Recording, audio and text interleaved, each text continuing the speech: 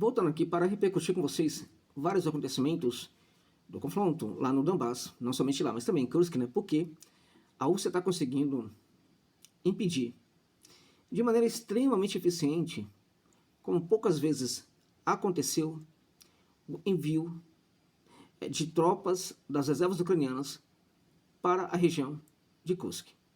E isto é efeito da conquista do povoado de Sverdlovsk, que a Rússia conseguiu há poucos dias, né? Está atacando hoje em dois frontes lá em Sumy e simplesmente, né, uma vez que a Ucrânia tenta fazer vários contra-ataques para retomar Sverdlovsk, a Rússia simplesmente esmaga as tropas ucranianas nessas missões de assalto, nesses contra-ataques. É impressionante como as coisas vão ficando cada vez mais difíceis. Ao mesmo tempo em que a Ucrânia tenta fazer uso de artimanhas, né, do tipo, vamos invadir Bryansk, mal consegue neste momento, né, mal consegue abastecer suas tropas lá em Sutsa, que fica dentro de Kursk, evidentemente, e agora quer invadir também a Rússia por Bryansk. As coisas, gente, estão se complicando bastante no cenário, de maneira muito diferente de como vivíamos há algum tempo atrás. Por quê? Por quê? Simplesmente, as coisas estão se complicando porque o Donald Trump, ou seja, né, o novo governo dos Estados Unidos, posiciona os Estados Unidos numa direção completamente diferente daquela que era apontada pelo Biden e pelos democratas, né? Era o ataque total à Rússia, né? Era o fortalecimento da Ucrânia, o fortalecimento também de missões, né, bélicas de nações europeias contra a Rússia de forma disfarçada, envio de armas, de dinheiro, tudo que você pode imaginar para o Zelensky. E isso mudou completamente. Então, o Putin era o grande ditador do mundo naquele momento. Isto era, inclusive, afirmado por muita gente nos Estados Unidos. E hoje o ditador é o Zelensky, tá? Quem incomoda hoje é o Zelensky. Agora, a Europa e os demais aliados dos Estados Unidos, Europa e demais aliados dos Estados Unidos, que sempre estiveram junto com os Estados Unidos, neste momento, não estão entendendo o que está acontecendo. E em virtude disso, a gente percebe já que começa a haver uma divisão entre a Europa e os Estados Unidos. Aonde isso vai dar, não sei. Acho que poucos sabem, poucos podem afirmar para onde isso vai caminhar, né? Mas o fato é que não está ficando bom isso daí. Não está ficando bom para a Europa, evidentemente, tá? Então, a Rússia, neste momento, promove os interesses os Estados Unidos promovem os interesses da Rússia. Isso é dito, né, aos quatro cantos lá na Europa. De certa forma, não há, né, falta de legitimidade nessa leitura. De fato, os Estados Unidos, neste momento, mudaram completamente, né, e entendem os motivos da Rússia. O Trump deu uma declaração falando, né, que a Rússia não foi culpada, tá? É isso mesmo. Tapa na cara daqueles que viviam iludidos, né? Ele disse que a Rússia não foi culpada pelo início da Operação Militar Especial, pela invasão na Ucrânia. Ok? Há também uma conversa nos bastidores para que os Estados Unidos tirem ou atenuem as sanções contra a economia da Rússia. No momento em que nações europeias querem outro pacote de sanções, segue na sua atitude belicista em relação à Rússia, segue com a sua russofobia. Neste momento, os Estados Unidos podem retirar boa parte das sanções contra a Rússia. Sequer precisam ser todas, né? Mas boa parte das sanções podem ser eliminadas nas relações econômicas entre Rússia e Estados Unidos. E se isso acontecer, de nada, claramente que vai importar, mas de nada, no sentido que temos hoje, né, vai importar tanto, né, as sanções da Europa contra a Rússia. Vai ter sua importância, evidentemente, mas no nível que está hoje, não dá nem para comparar, né? Para vocês terem ideia, países como Estônia, Letônia, Lituânia, estão falando que pretendem até aumentar as sanções, né? O que significa as sanções de Letônia, Lituânia e Estônia para a economia da Rússia, gente? Absolutamente nada. Na relação entre esses países, quem precisa mais de um dos lados são justamente os bálticos, que precisam muito da Rússia. Eu já trouxe aqui nesse canal para você, no outro vídeo para vocês, que a energia na Estônia, né, aumentou mais de 1000%, né? A energia que o consumidor paga mensalmente aumentou mais de 1000% depois que a Estônia cortou, né, laços com, né, o complexo energético da Rússia. Tá? Então as coisas estão se complicando. E tem mais. Os Estados Unidos sinalizam a possibilidade, olha só isso, hein, de deixarem a ONU. Deixarem a ONU. ONU e outros organismos internacionais que são produtos daqueles encontros, né, que aconteceram depois da Segunda Guerra Mundial, né, Bretton Woods, encontro de Alta, enfim, que definiram a criação dessas instituições.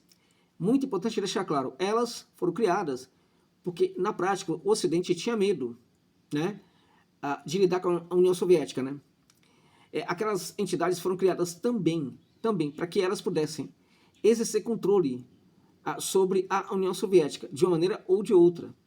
Eles temiam, por exemplo, o crescimento da União Soviética e queriam utilizar-se desses organismos contra a União Soviética. Também por isso que nasceram essas organizações, né?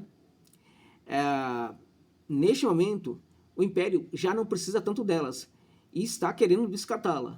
A ONU é a primeira, outras virão, né? Como dominó, todas, né?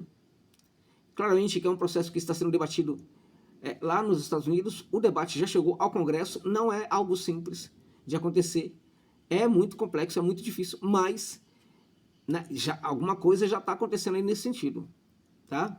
De qualquer forma, isso mostra claramente que os Estados Unidos não têm o menor respeito por essas instituições, né? Mandaram o quanto quiseram nessas instituições, né?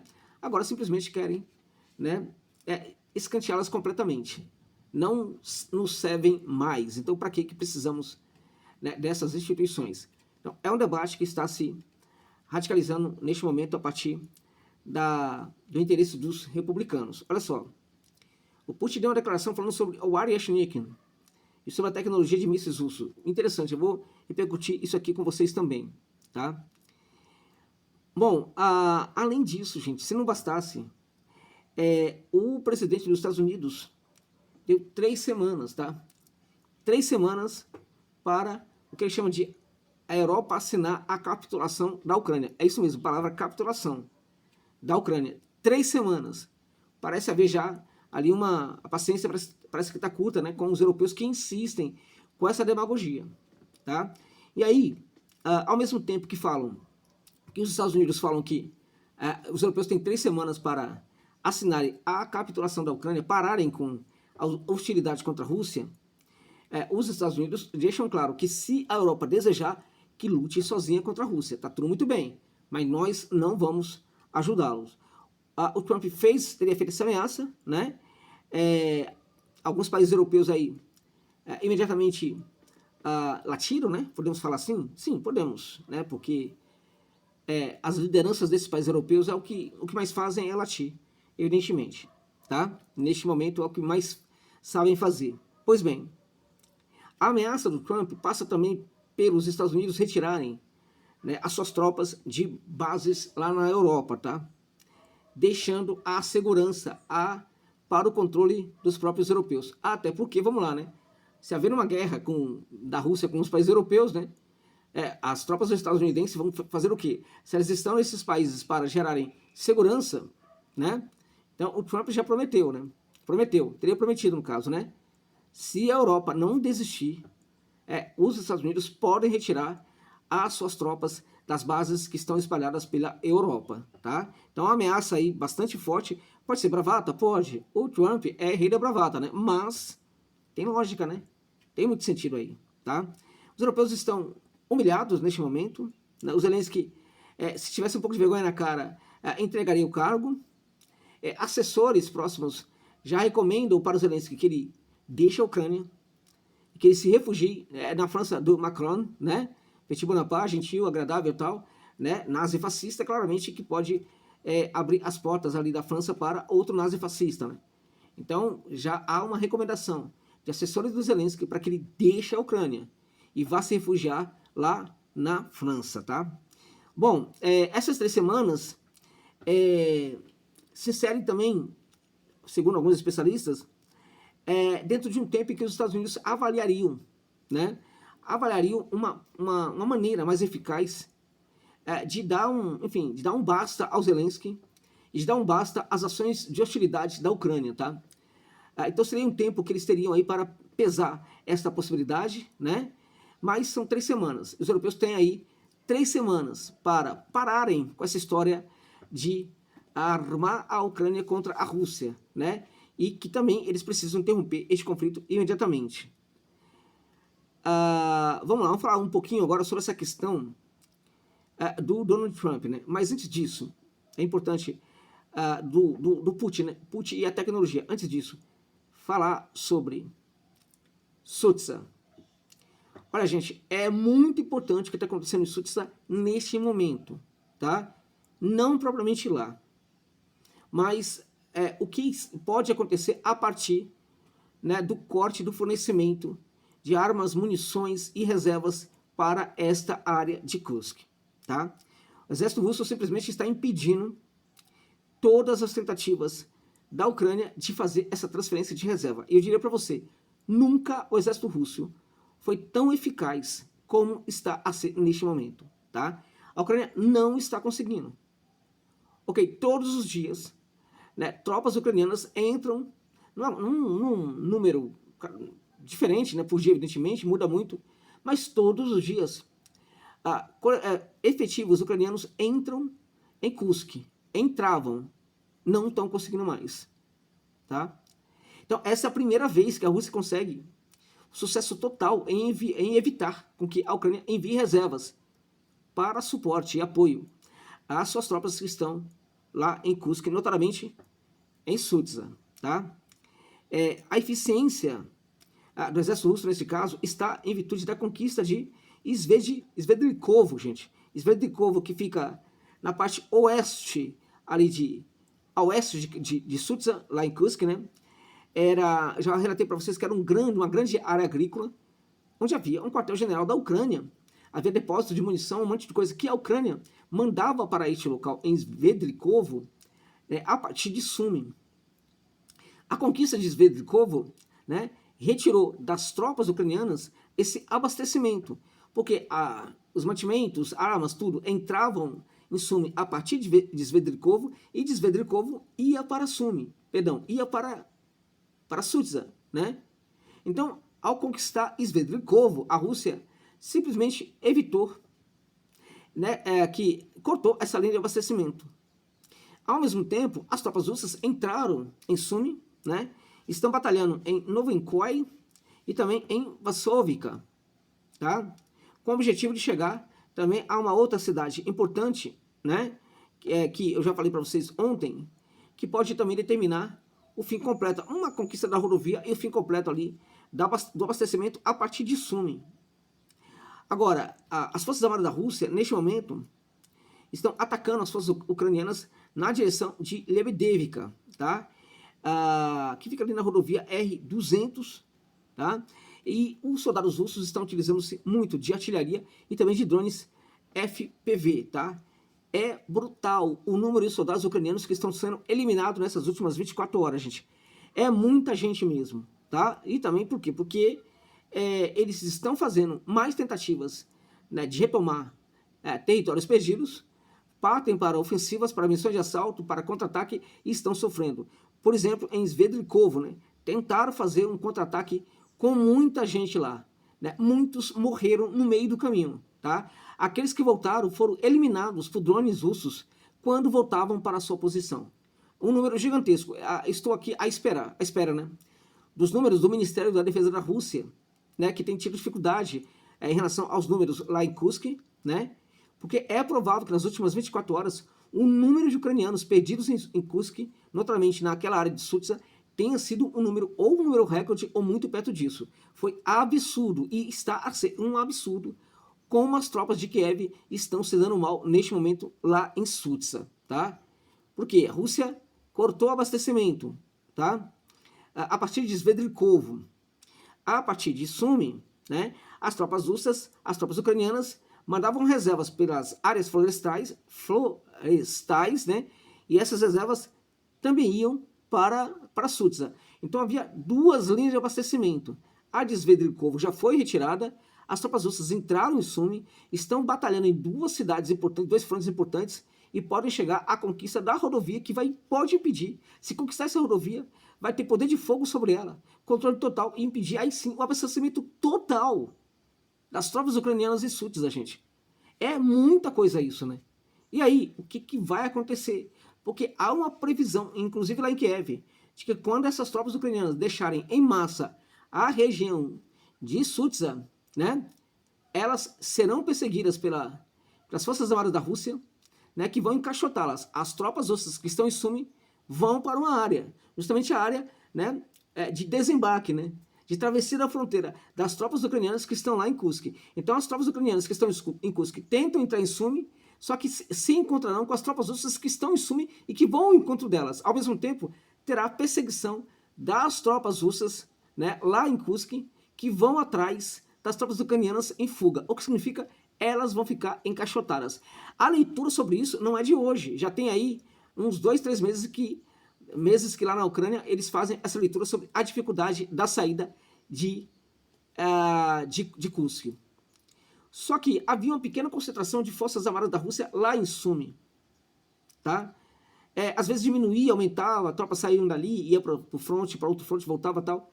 Agora não, agora o número é grande, tá? E agora fica ainda mais complicado para a Ucrânia a abandonar Sutza. Por quê? Porque as tropas russas que estão lá em Sumi podem gerar justamente esse encaixotamento das forças ucranianas quando elas deixarem Sutza. Ou seja, as coisas só se complicam para a Ucrânia. Bom, as coisas seguem importantes. A Rússia pode ter, como eu disse aí, algumas das sanções sendo eliminadas para a sua economia, tá? Gente, o Banco Central da Rússia vem fazendo um trabalho espetacular, tá? Através da Elvira Nabiullina, né, que é a chefe do Banco Central da Rússia. Ela é uma das grandes responsáveis pelo sucesso da economia da Rússia nos dias de hoje. E ela disse que no ano de 2024, né, os russos conseguiram desbloquear 570 bilhões de rublos dos bancos europeus, tá? Não é pouca coisa. A gente está falando aí, portanto, de alguma coisa em torno de 6 bilhões 420 milhões de dólares, né? Pode parecer pouco, mas não é, porque a gente está falando de dinheiro bloqueado. E como é que a Nabiullina conseguiu isso daí? Como é que a Elvira Nabiullina conseguiu esse desbloqueio? Gente, várias maneiras, várias formas, usando de muitas estratagemas, mas uma delas, né, para ser bem claro para vocês, fazendo chantagem, né? Temos aqui ativos europeus, vamos tomar, mais ou menos assim, se não forem liberados alguns ativos russos. A preocupação com o dinheiro russo que está preso nos bancos europeus, notoriamente ali no Banco da Bélgica, né? Essa preocupação neste momento, ela já não é tão grave como no passado. Por quê? Porque os Estados Unidos estariam trabalhando para que esse dinheiro fosse desbloqueado, ou pelo menos parte desses valores. Vocês percebem quantas ações dos Estados Unidos pró-Rússia neste momento? O que querem os Estados Unidos com a Rússia, né? O primeiro-ministro, presidente da Bielorrússia, né, Lukashenko, manifestou a preocupação de que os Estados Unidos podem se juntar de tal sorte com a Rússia, de tal forma com a Rússia, que poderia afastá-la da China e da própria Bielorrússia. Acho que isso jamais vai acontecer, tá? Em virtude de que Putin não deixa de lado os seus aliados, né? Claramente que as coisas mudam, né? Mas ele nunca deu sinais de que abandona os seus aliados. E o fato é, a relação que hoje tem a Rússia com a China, sobretudo com a China e também com a Bielorrússia, é de tal forma profunda que não é possível mais, na minha opinião, com muita facilidade, assim, como pensam os europeus, os estadunidenses também, não é mais tão fácil como antes, né?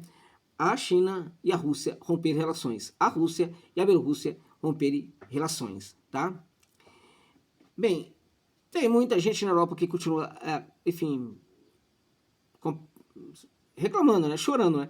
Eu vou parar com essa história de que ficam latino, porque isso é tão ofensivo, né?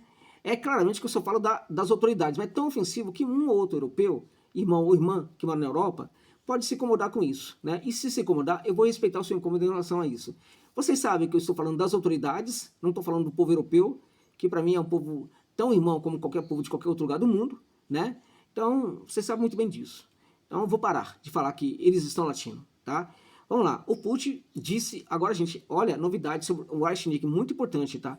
Ele falou que graças aos materiais desenvolvidos pela Rússia, as ogivas do míssil Areshnik podem suportar, olha isso, gente, a temperatura do Sol. Incrível, né? As ogivas do Areshnik, por exemplo, que é um míssil balístico IRBM da Rússia, né, de médio alcance, portanto, podem suportar temperaturas iguais às da superfície do Sol. Como um produto consegue isso? E não derrete, né? Isso foi alcançado graças aos novos materiais desenvolvidos pelos cientistas russos, né? O Putin afirmou isso discussando na sessão plenária do Fórum de Tecnologia do Futuro. Ele falou, gente, sobre o Areshnik, afirmando que novos desenvolvimentos no campo dos materiais ajudaram a criar este míssil. Segundo o Putin, o conceito de mísseis semelhantes foi concebido na década de 80, olha que interessante, mas naquele caso, naquela ocasião, a União Soviética não pôde continuar na criação desses mísseis. Por quê?